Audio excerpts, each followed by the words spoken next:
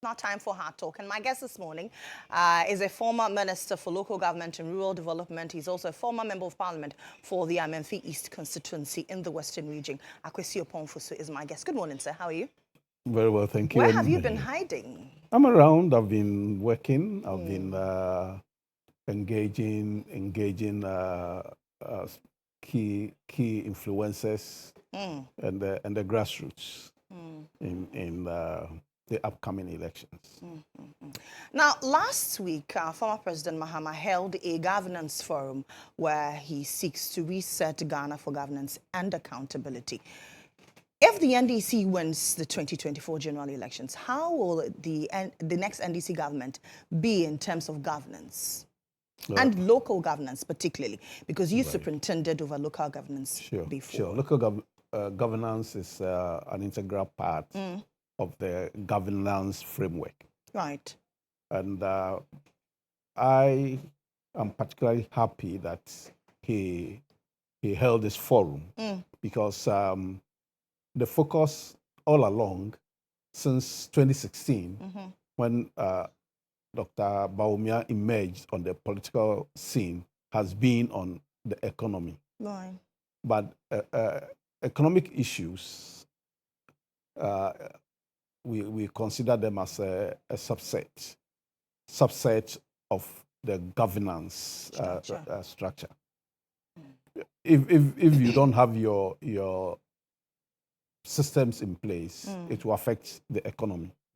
So having held that conference to state the current situation with our governance system and how he wants to address that is something very big. And I would expect that Dr. Bawumia will also do same, because it is from governance that all policies flow. Right. So it was a very good encounter. How will you rate this administration's performance on governance, and then trickling it down to local governance? Because you say that local governance is essential when it comes to the entire governance structure. So let's look at the governance architecture. We have the foundation. Right. Like any structure needs a foundation on which it can stand.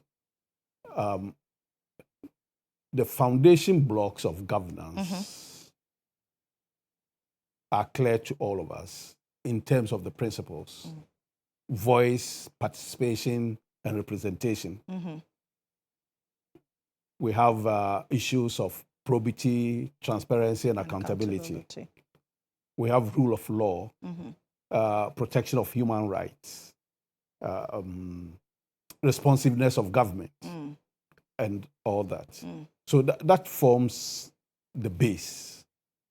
And from this base, we have the pillars. Like any building, you have the foundation and the pillars. And for governance, the pillars are the institutions.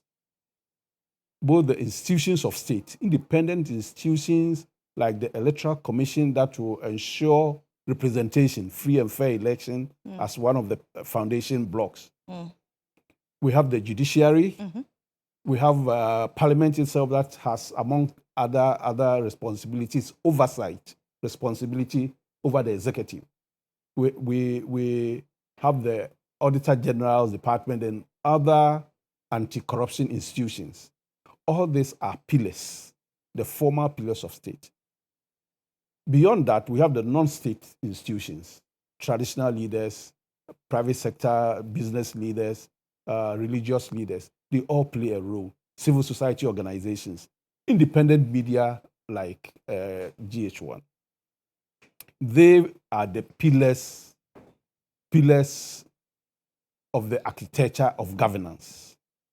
So if you have a situation where these strong institutions, the pillars, are compromised by a government, they are compromised to the extent that they become partisan, they become wings of a government, then you see that the building is collapsing on you.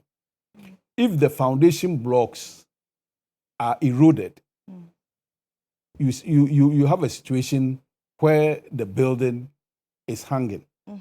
So what we have now at the moment, looking at issues of representation, free and fair elections, are they free and fair? Do we have manipulations?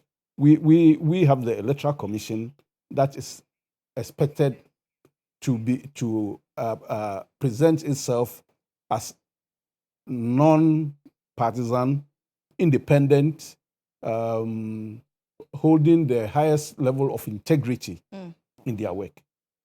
But we have a situation where key members at very senior level have been appointed from within a political party, within the NPP. We don't expect it to organize free and fair elections.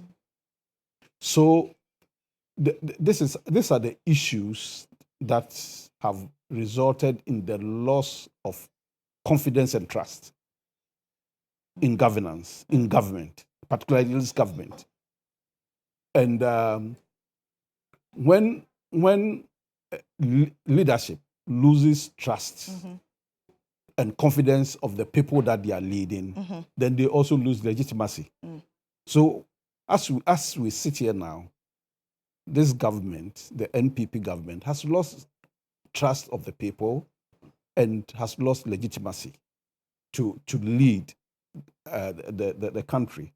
And these are the issues that from the governance forum, President Mahama sought to address. You mentioned it, and former President Mohammed mentioned at the governance forum. He talks about restoring confidence in the judiciary. How? He talks about the bench being packed by party affiliates. Is that what the NDC is going to do? If you want to restore confidence, are you also going to pack the bench with NDC party affiliates? He is talking of a kind of national institutional renewal, where these bodies will be strengthened and act independently of the executive and do their job. Once you do that, there is probity and accountability. There's trust. There's credibility. People trust you for your integrity because you are guided by the works of these institutions.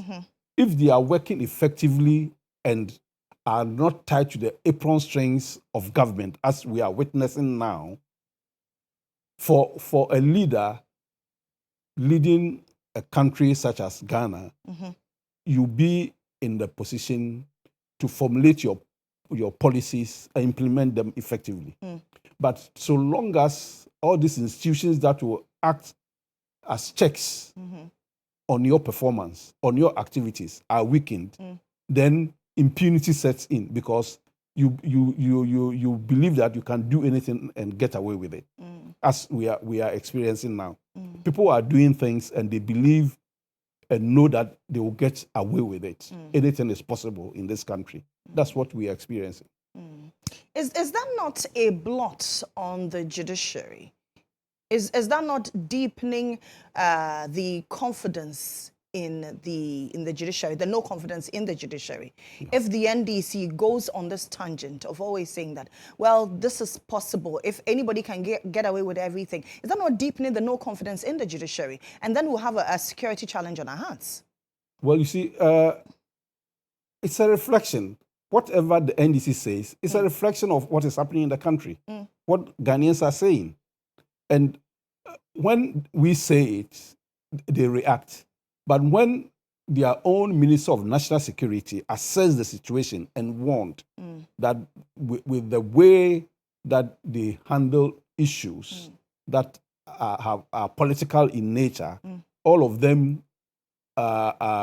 without any dissent, voting in a certain direction gives the impression that they are being influenced by government, and that is a threat to our democracy and national security. The minister said it, so it's something that we all know. It's something that we all know. It's not something that the NDC is trying to frame the judiciary for. It's a reflection of their activities.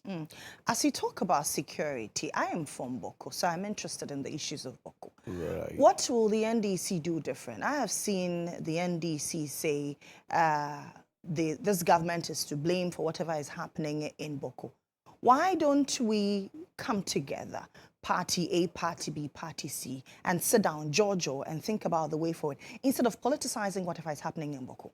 Well, I think our leader has alluded to that, and has, as part of his campaign pledges, has indicated that if elected, and I believe that's what's going to happen come December 7th, if he becomes president, he's going to ensure that all stakeholders are brought together to address the issue.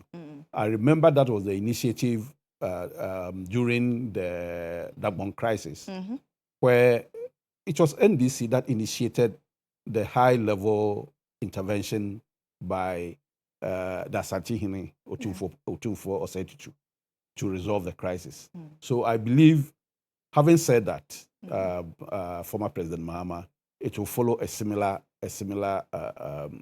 approach to have the issue resolved, not to blame any. So far, there has not been any blame game from our end.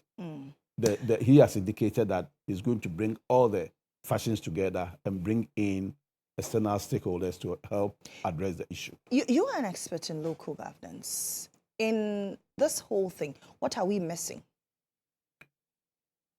You see, NDC is committed to local governance because it is the bedrock of democratic governance. The issues are closest to people at the local level. Anything happening, good or bad, has a local address. When I was coming here this morning, I had to use the Google map with the address here. It's local. So once you miss out on local governance, you face serious challenges. And that has been the situation with the country. From the PNDC era, when President Rawlings started the slogan, "Power to the People," he quickly set up a committee called the Public Administration Restructuring and Decentralization Implementation Committee. That was in '83. And the issue of local governance was key. So the recommendation of PADIC was picked up in the formulation of the decentralization program for Ghana. And throughout our political experimentation with democratic governance, when the NDC is in power, we push decentralization and local governance forward. We are out of office, and then there's re-centralization. For instance, property rates. Property rates all over the world, anywhere in this world, property rates are a main source of revenue for local governments. And in the law of this country, it's local governments who are mandated to collect property rates. But we have a situation now when central government, out of directives, decided it's not even they didn't even amend the law. The law is there, but then central government directed the collection of property rates by internal Ghana Revenue Authority. You know, these are some of the challenges that mitigate against decentralization. And I try to explain this whole concept. Decentralization is not complicated at all. If you you let it work as central government, you are freed from a whole lot of issues. Is that why we're unable to solve the Galamsey menace? Because of because we've not decentralized. We have not decentralized. Well, in partly yes, and then in partly too no. Okay. Because we are aware that in most of the areas where Galamsey is ongoing, the officials in the district who are supposed to protect the environment are involved. And there was once a conference, DC's conference, in this regime, when the Minister for Local Government raised the issue that national security has a list of MMDCs who are involved in Galamsey. They are the chairman of the security committees in their respective districts. Absolutely. And for the chairman to be cited as being involved in an illegal activity, it raises serious concerns. So if we are decentralized or not, does not play any role in Galamsey. But what I know is that, and what is happening now, is that there are even more influential people than the DCs. Okay. Who are behind, who are involved in this Galamsey. And for, one of the things former President Mahama talked about at the forum was that no appointee of his will be involved in mining. Right. So if the person has the license to mine, does that mean the person will have to forgo that license? Once he becomes an appointee. So you make a choice to either be in the private sector and do your mining and not get involved in public service. You can't mix the two. So decide. Is that not disenfranchising people? Because if I have the expertise in mining and I can serve in government as well, I can bring my knowledge to bear. Is that not disenfranchising people? There will certainly be conflict of interest. Okay.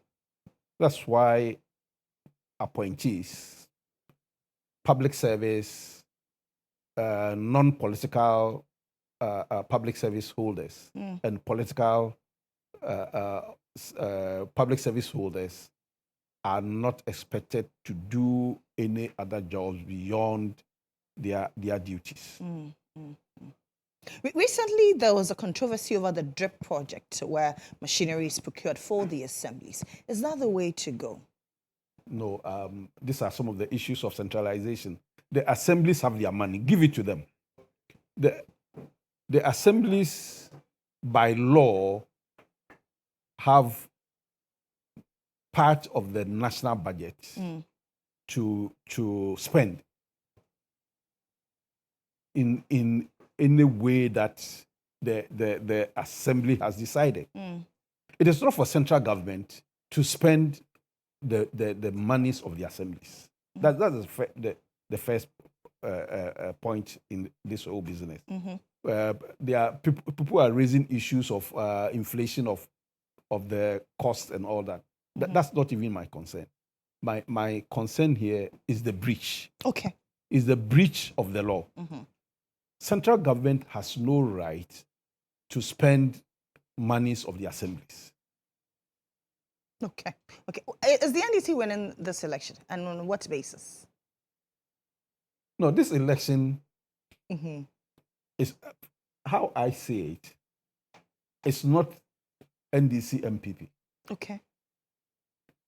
Is the leadership failure and misgovernance that has resulted in the economic hardships and many challenges, and the people affected,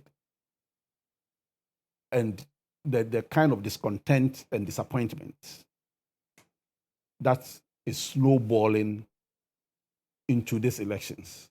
Absolutely. And so it will be the people versus those who have brought them to that kind of situations. Most people have sleepless nights.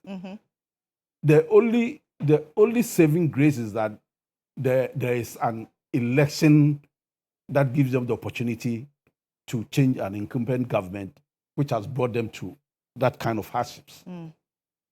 So for me, when I'm asked this question, I say that is the people who are going to throw the incumbent government out. Okay. So we'll see. We'll see. So for us, we have to ensure that we remain vigilant at the polling stations to ensure that the people's will, is not subverted. Okay. We'll see when December 7 comes. Thank you very much for joining us. You're welcome. That's Akwasi Oppong Fosu. He's a former Minister for Local Government and Rural Development and also Member of Parliament for Amenfi East in the Western region. Let me say this. Okay. To Ghanaians and voters. Okay. That every single vote that goes to an NPP presidential candidate or parliamentary candidate is an endorsement of impunity and misgovernance.